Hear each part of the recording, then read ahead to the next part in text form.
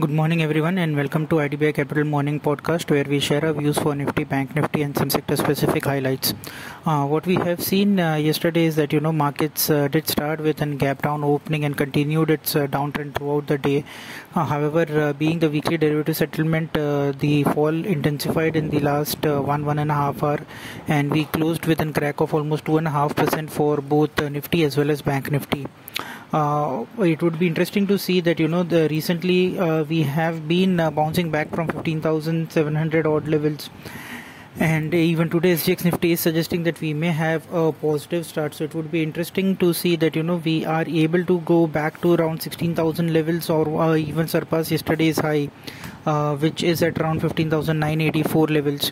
And overall, if we look at the week on week basis, then there were few sectors which did see some positive inflows, and may end up this week or end up today's trading session on a positive note, and going forward also may be positive.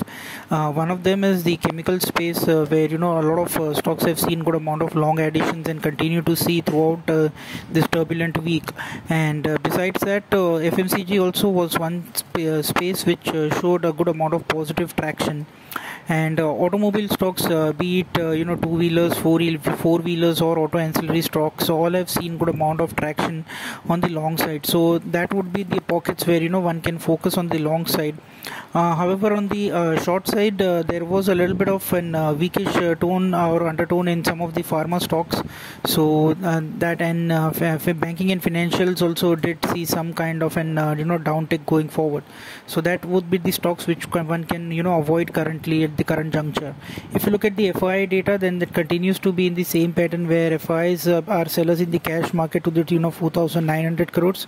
DIs have bought worth 3,226 crores. In the FNO space also, index futures they have sold worth 921 crores. So on the net, the FIs have been seller on both the segments, which is a little bit of a negative indication. The broader range for the market remains intact at around 15,600 on the lower end and 16,300, 400 on the higher end. So we may be hovering into this range with a higher volatility going forward. So as a standard disclosure, investments are subject to market risk, so please read the offer document carefully before investing, and thank you for tuning in.